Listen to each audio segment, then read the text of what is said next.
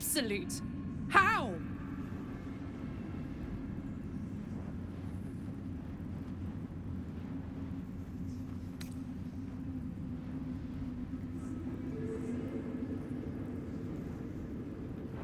I'd never have protected a Bay Knight even a decade ago. I looked after that fucker with my life. I trusted him. He gave me away to Zariel without a second thought. And now he's looking to ruin the entire Sword Coast! He has to die. And I'm gonna be the one who kills him!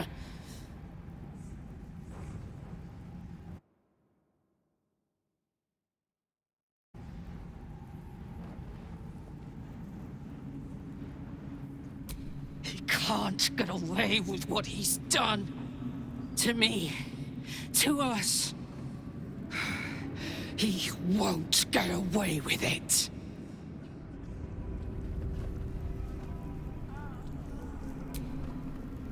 Gods be damned. With that parasite in his brain, Father could wreak untold havoc in the Absolute's name. Should Baldur's Gate fall to the Absolute, every one of the coast cities will be ripe for the plucking. We're not just fighting for our cure, we're fighting for my father. We're fighting for the Gate. We're fighting for all of Faerun.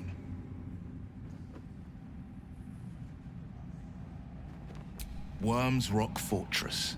All travelers to Baldur's Gate flow through it. It serves as headquarters for the Flaming Fist, and their commander, my father. The Absolute's army's on the march. Gods forbid a tadpole Grand Duke throw open the gates for them. Orin, I'd never heard tell of, but Gortash I know. Or know of, more precisely. A self-styled strategic advisor to Baldur's Gate's peers. A bit player with dreams of a leading role, the way Father told it. He had no use for Gortash, and even less for his advice. I don't remember much beyond that. But where these Chosen are concerned, I have a suspicion we're about to know more than we'd like.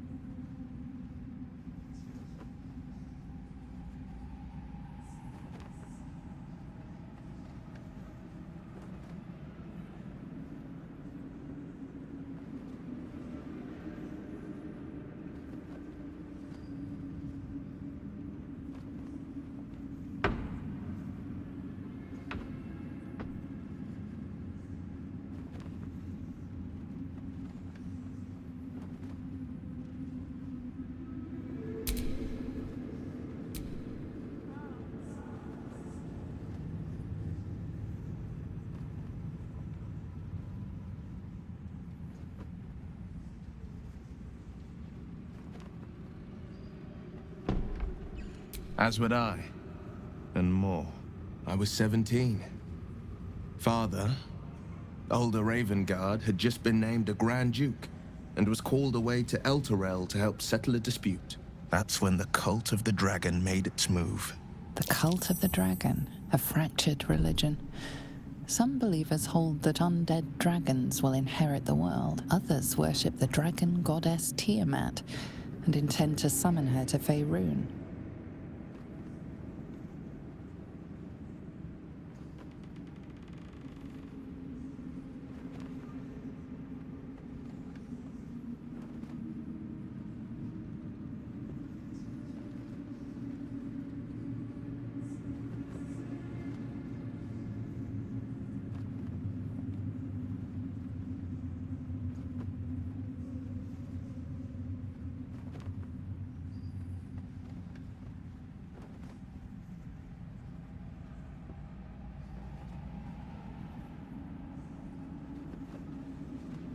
to conjure the Dragon Queen and lay waste to Baldur's Gate.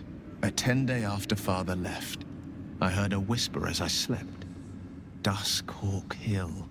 The Queen of Chaos awakens. Go alone. I grabbed a rapier and set out. There wasn't a cloud in the sky, yet not a single star was shining. There they were, gathered at the foot of the hill. Your head tingles.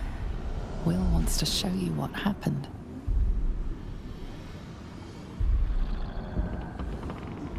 In the looming shadow of the mount, 5 groups of 5 figures each encircle a lofty totem. Atop each totem, a dragon's head is carved, and a massive orb held in its mouth.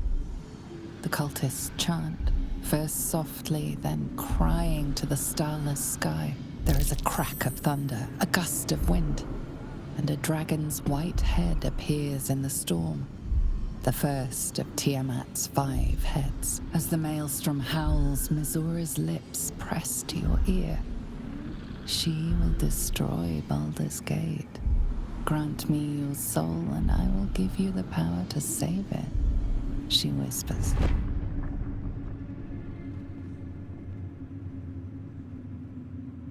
She read the terms while 2 devils stood witness, and I said yes.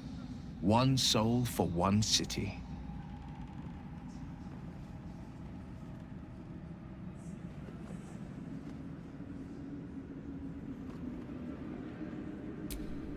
She didn't.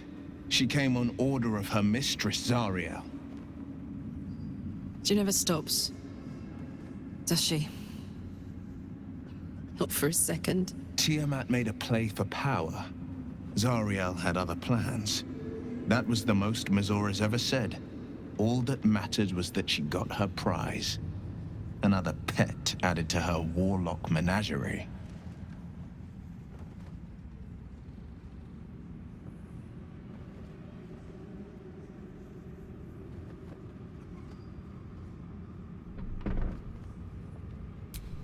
I don't know that it was brave.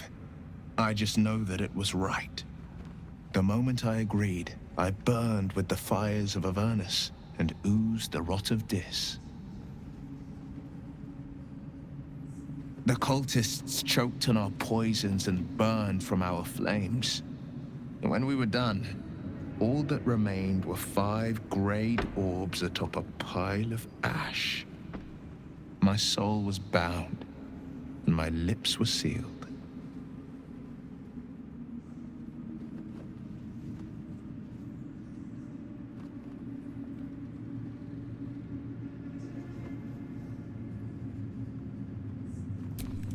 I don't know that it was brave. I just know that it was right.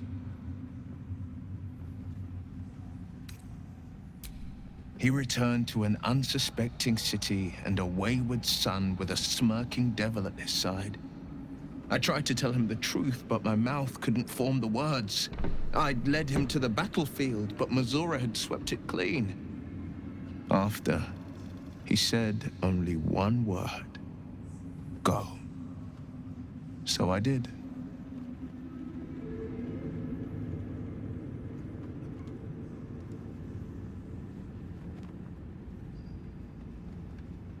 It is the one scar I ever bore of it. You were right, of course. The new eye is a sending stone, courtesy of Missoura. She uses it to track my location and call from a distance. I could flee to the spine of the world, or the depths of the lower dark, and still never shake her.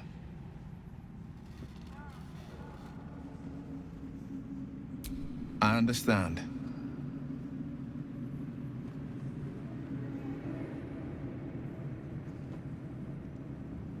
No, never. He did the only thing he could. In his eyes, I invited a devil into our midst. I was a fool at best, a traitor at worst, and Grand Duke Ravengard suffers neither.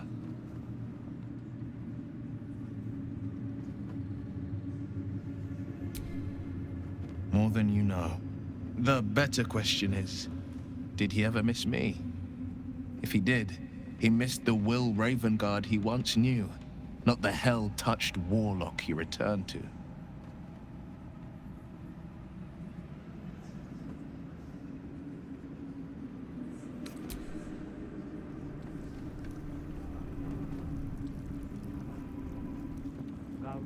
Aylin! Isobel!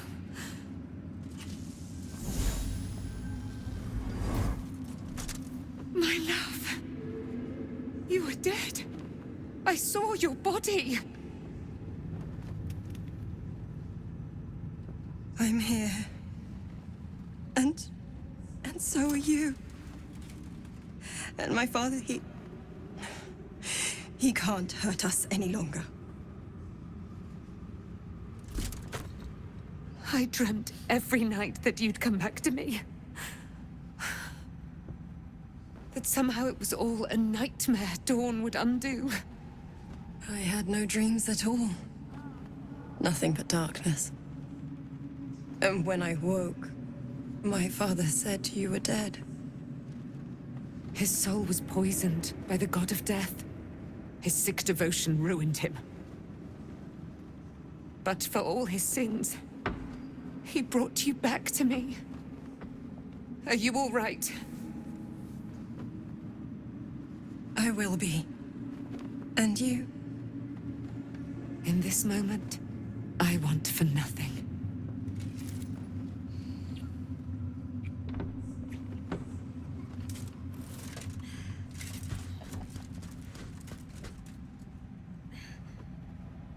Ah, there you are.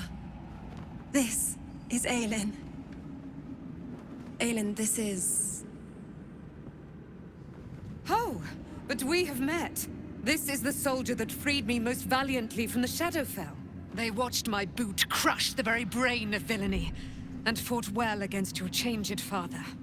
May he rest in peace at last, now that he's dead. I have more to thank you for than I knew. And we have much to discuss. Perhaps we could join you in your camp later?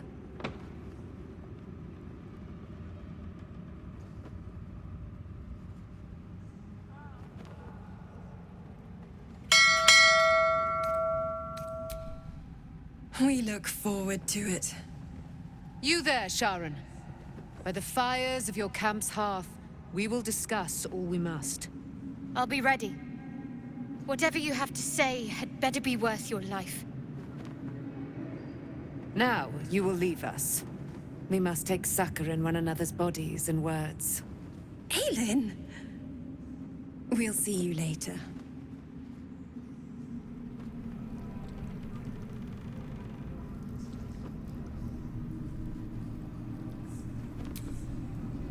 You'd make a fine fist.